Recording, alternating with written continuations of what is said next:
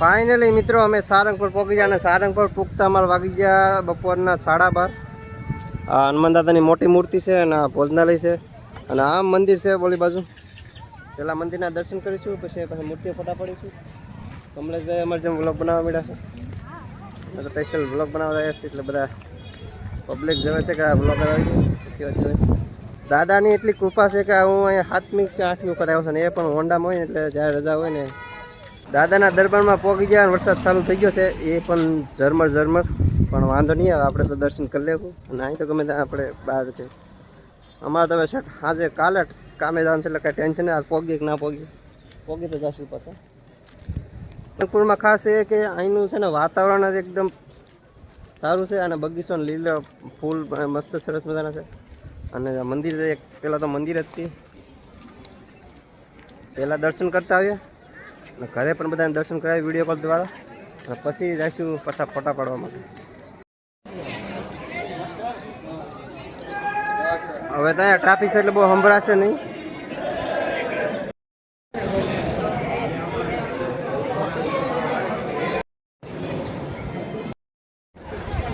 તો મિત્રો થોડો વરસાદ ચાલુ થઈ ગયો છે પણ મજા આવે છે પલળવાની અને દાદાના દરબારમાં મજા કોને ન આવે. મંદિરના ફોટા ઘણા બધા પાડ્યા અને હવે પ્રસાદ લઈ લઈએ. નકર બધા ફ્રેન્ડ એમ કહે છે પ્રસાદ લાવ્યો નહીં. સામું છે ભોજનાલય તો ત્યાં જવાનું છે પ્રસાદ લેવા પણ અમે કમલેશભાઈ થોડાક પાસે રહી ગયા છે.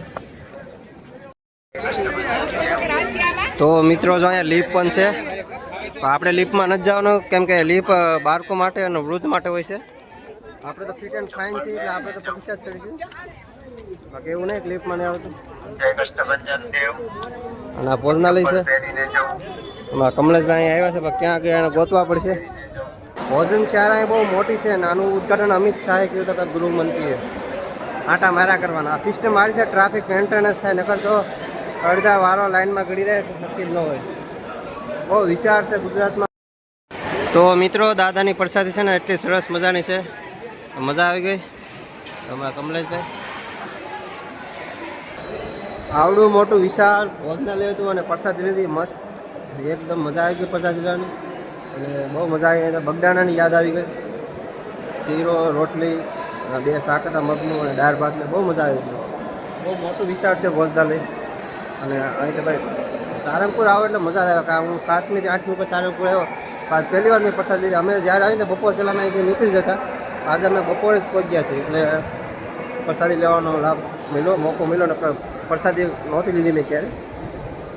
આનું જે ઉદ્ઘાટન છે ને એ આપણા હોમ મિનિસ્ટર છે ને અમિત શાહે કરેલું, એમના વરંદ હસ્તે આ ઉદ્ઘાટન કરેલું અને પ્રસાદી લીધી તો વરસાદ પણ રહી ગયો હતો. પહેલાં થોડો વરસાદ હતો પણ વરસાદ પણ રહી ગયો હતો. એક પ્લસ પોઈન્ટ છે અમારા માટે. ને અમારી ટ્રેન છે હવે 3:52 કે 3:52 છે. સુરેન્દ્રનગરથી છે. સુરેન્દ્રનગરથી જવું પડશે. સુરેન્દ્રનગરથી પાછી બોટાદ સુરેન્દ્રનગરથી વિરમગામની બીજી પકડવી પડશે. પણ રૂમે પગતા રાતના 9-10 વાગી જશે લગભગ, આઈ થિંક એવું અંદાજ છે. તો મિત્રો આ જેને છે એ સ્ટોર રૂમ છે. ત્યાં બધી આ મંદિરની પુસ્તિકાઓ અને એવું બધું મળી રહે. પણ અમે ગયા વખતે ગયા હતા એટલે અમે તો જે લેવાનું તે લઈ લીધું. એટલે આજે તો અમે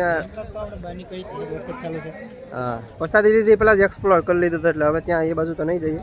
પાછળના ગેટ જોવાનું બાકી છે, બાકી મૂર્તિએ ફોટા પડવાનું બાકી છે. ત્યાં સુધીમાં આપણે 3 વાગી દઈશું. જેવા અમે પ્રસાદ લઈને બહાર નીકળ્યા પાછો વરસાદ શરૂ થઈ ગયો. મતલબ વરસાદને અમારે થોડુંક ડિસ્કનેક્ટિવિટી લાગે છે આ સારંગપુર બોટાદની અંદર. જેવા તે અંદર જઈને પાછો વરસાદ બંધ છે, બહાર આવી તો વરસાદ શરૂ થઈ જાય. આખી વરસાદ કેવા શું માગે છે. કમલેશભાઈને માર્કેટ એક્સપ્લોર કરવી હતી એટલે સ્પેશિયલ કમલેશભાઈ હાટું જ આવ્યો હું. બાકી મેં તો એને કીધું હાલ ફોટા પડવા દે કે નહીં મારે માર્કેટ જોઈ છે. માર્કેટ ક્યારે જોઈ નથી. માર્કેટમાં તો બધે પ્રસાદીઓ છે અને રમકડા છે, સોડા છે, એવી બધી દુકાન છે. રમકડા તો અમે હોસ્ટેલમાં રહીને કોણ હાટું લઈ જવાના. અમારા તો બધા એવા છોકરા ખતરનાક છે ને કે એક દીમાં તો રમકડું તોડ નાખે. ખોટા ખર્ચા કરવાનું થતા જ નહીં. પ્રસાદી લઈ જાઉં ભાઈબંધ દોસ્તાર મિત્રો હાટું. ઘરેથી અમે 2 મહિના થાય એટલે પ્રસાદી ઘરે લઈ જવાનો કોઈ મિનિંગ નહીં, બગડી જાય. આપણા ગુજરાતમાં કેટલા એવા મંદિરો છે કે મંદિરો તમે ગમે એટલી વાર તમને કંટાળો ન આવે. આ સારંગપુરના દાદાના મંદિરે હું આજે લગભગ 8મી વખત આવ્યો છે.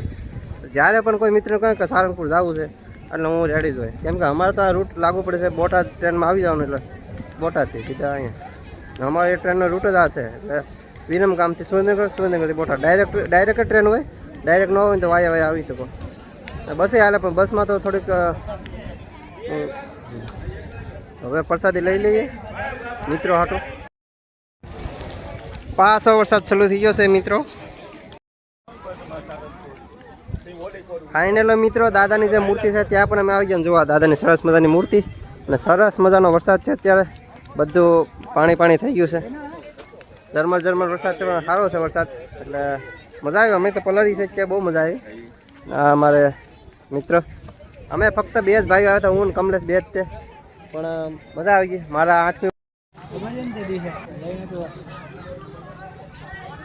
તો મિત્રો હવે 2 વાગી જાય ને હવે અહીંથી ગુડ બાય કહેવાનો ટાઈમ આવી ગયો છે. એટલે હવે દાદાના પગે લાગી અહીંથી નીકળીએ. અમારે 3 વાગ્યાની ટ્રેન છે ને અત્યારે 2 વાગી જાય, એટલે 1 કલાક છે જે અમારે સારંગપુર પહોંચવાનું છે. ત્યારે 3 વાગ્યાની ટ્રેન અમને સુરેન્દ્રનગર સુધી મળશે. સુરેન્દ્રનગર પાછી બીજી ટ્રેન પકડીને વિરમગામ જવું પડશે. એટલે આજની જર્ની આપણે અહીંયા જે દાદાના દરબારમાં આવવાની હતી એ પૂરી થઈ ગઈ. વાયા સવારમાં થોડાક હેરાન થયા, ટ્રેન થોડીક લેટ થઈ, થોડીક કેન્સલ થઈ, થોડીક ચૂકી ગયા, પણ ફાઇનલી દાદાના આશીર્વાદથી અહીં પહોંચી ગયા. દાદાના દર્શન કરી લીધા, પ્રસાદી લઈ લીધી. હવે અહીંથી જઈએ. આ દાદાની મૂર્તિ સરસ મજાનો, અને વરસાદ પણ સરસ મજાનો છે. ધીમો છે. થોડા પહેલા થોડા ફૂકા છે, પણ વાંધો નહીં, મજા આવી થોડીક. 2 મિત્રો હતા. હજી અમારે એક મિત્ર હતો, એ તો ઘરે જ હતો, એ આવત. તો આજનો દિવસ તમારો બહુ સરસ મજાનો ગયો. મળીએ આપણે સીધા બોટાદ રેલવે સ્ટેશને. ત્યાં સુધી રિક્ષા કંઈક કરી લઈએ.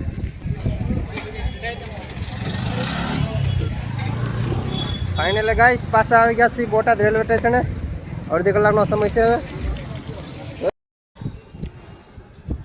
બોટાદ રેલવે સ્ટેશનની અંદર એન્ટ્રી કરી લીધી છે, ટિકિટ પણ લઈ લીધી છે, અને હવે ટ્રેનની વાટ જોવા છે. ટ્રેન આવે ત્યાં થાય.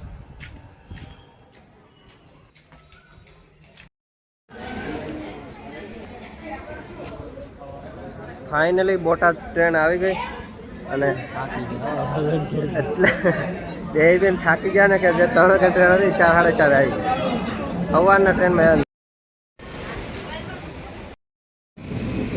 ફાઇનલી મિત્રો સુરેન્દ્રનગર પહોંચી ગયા છે, અને હું તો હોઈ ગયો હતો કેમ કે ઊંઘ આવતી હતી. કમલેશભાઈ જાગતા હતા. હવે અહીંથી અમારે પછી વિરમગામ જવાનું છે, એટલે બીજી ટ્રેન પકડવી પડશે. મળી જાય તો સારું. 7 વાગ્યાની છે, બાકી આ બધો વરસાદ નથી એટલે સારું છે. આ ટ્રેન એકદમ લોકલ હતી, એટલે હાવ ખાલી જ છે, એકદમ લોકલ છે. આપણા કમલેશભાઈ કમા મળી જાય ટ્રેન.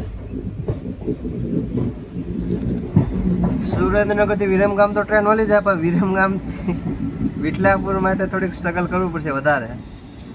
એટલે અમારી જર્ની આવવામાં સ્ટ્રગલવાળી થઈ ને જવામાં સ્ટ્રગલવાળી થઈ, પણ મજા આવી. હા, પણ આવી મજા. વરસાદ છે ને એના કારણે ટ્રેનનું થોડુંક અનિયમિત રેગ્યુલરિટી છે, બાકી તો વાંધો ન આવે. હવે પાછા નક્કી નહીં, થોડાક દિવસ પછી પાછા આવશું સારંગપુર. ટૂંક સમયમાં પાછા સારંગપુર જઈશું. ચોટીલા આ વખતે ઘણા બધી પબ્લિકને લઈ જવાનું છે. ઘણી બધી પબ્લિક બાકી રહી ગઈ છે, તે બધી પબ્લિકને લઈ જાય છે. એ તો મારા વ્લોગ આમે કોઈ જોતું નથી, યુટ્યુબમાં આવે. તો મિત્રો ફાઇનલી સુરેન્દ્રનગર પ્લેટફોર્મમાં ઉતરી ગયા. હવે જોવાનું છે કે વિરમગામની ટ્રેન કયા પ્લેટફોર્મમાં આવશે ને કેટલા વાગે આવશે. 7 વાગે આવશે. જો ટાઈમ ટુ ટાઈમ આવી જાય તો વિરમગામ પહોંચી જઈએ, બાકી બોટાદથી તો સુરેન્દ્રનગર પહોંચી જશે. 50% જર્ની પૂરી થઈ ગઈ છે, 50% બાકી છે. મળીએ હવે વિરમગામના પ્લેટફોર્મ પર.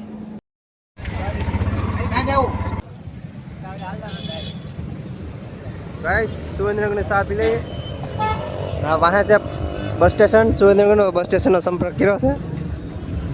બહુ મુશ્કેલથી હવે અમે આવી ગયા બસ સ્ટેશને, અને ટ્રેન તો 9 વાગ્યા નથી, એટલે વેટ કરાય એમ હતી ને એમાં જવાનું તો વહેલા. બસ સ્ટેશન બસ મળી જાય. તારું ઓનલાઈન નથી બતાવતા, પણ ઓફલાઈન કદાચ આ રૂટમાં હાલતી હોય તો બતાવશે. એટલે જોઈએ હવે પછી.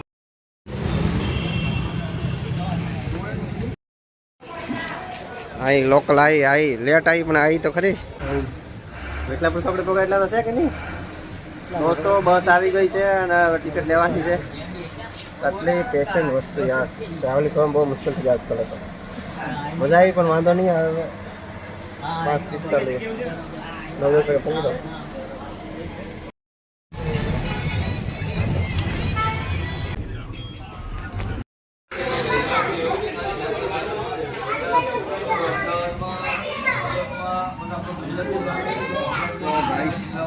માટે આપવા અમારા બ્લોગમાં. કાલે રાત્રે 2 વાગ્યાની વાત છે મિત્રો. અત્યારે 11:30 10:30 વાગ્યા આવ્યા છે.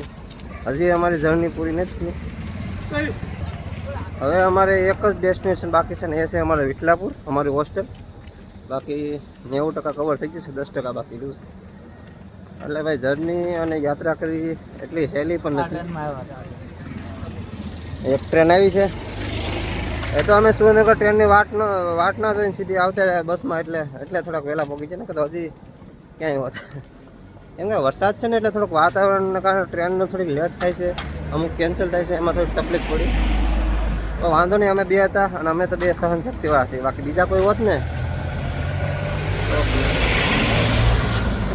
યાત્રામાં 2 કલાક બસ સ્ટેશનમાં બેવું પડે, રેલવે સ્ટેશનમાં બેવું પડે.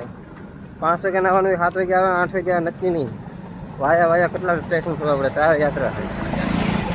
મજા આવે એમ જર્ની કરવાની. જોઈએ હવે પાછા રૂમે કેટલા કે પગી કદી નક્કી જ નથી. કેમ કે અત્યારે રાતે વાહન પણ ના મળે. તો મિત્રો આ વિરમગામ પોપટ ચોકડી છે ને, જુઓ કેટલું પાણી પીર્યું છે. હામી પંચમુખી હનુમાન દાદાની મૂર્તિ છે. 2-4 દિવસ પહેલાં જે વરસાદ પડ્યો છે ને એના કારણે એટલું પાણી છે ને. હવે તો થોડુંક પાણી ઓછું પડી જાય. થોડાક દિવસ પહેલાં તો છે ને અહીંયા જવા પણ ન દેતા, એટલું પાણી હતું નથી. આગળ તો બહુ પાણી છે. વાહન હોય તો વાંધો ન આવે, પણ બહુ તકલીફ થાય છે આ પાણી.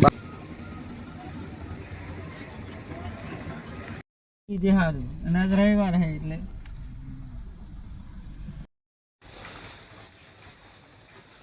એટલે ફાઇનલી મિત્રો અમે વિઠલાપુર ચોકડી પહોંચી જણા. મહારાણા પ્રતાપનું સ્ટેચ્યુ. આજે વાહન મળ્યું જ નહીં. 1 વાગી જતો ગમે એમ કહીને, પણ અહીંયા આવતા વરસાદ ચાલુ થઈ ગયો. હવે જવાનું છે હોસ્ટેલ. ફક્ત 2 કિલોમીટરની જર્ની બાકી છે હજી. તો ફાઇનલી મિત્રો 2 વાગી ગયા રાતના અમે અમારી રૂમે પહોંચી ગયા છીએ. અમારી આ 24 કલાકની જર્ની હતી ત્યાં પૂરી થઈ ગઈ છે. થોડીક તકલીફ પડી વરસાદના કારણે, વાહન અનિયમિત મળવાનું કરતાં થોડુંક લેટ થઈ ગયા. કાંઈ વાંધો નહીં, પહોંચી ગયા. હાવ થાકી જશે એટલે હાથ પગ ધોઈને સીધું સુઈ જવું છે. તો આપણે આ વ્લોગને અહીંયા જ પૂરો કરીએ. વ્લોગ કેવો લાગે કમેન્ટ કરી દેજો. નવા હોય તો ફોલો કરી લેજો, સબસ્ક્રાઈબ કરી લેજો. મળીશું એક નવા વિડીયો સાથે. જય હિન્દ, જય માતાજી, જય દ્વારકા.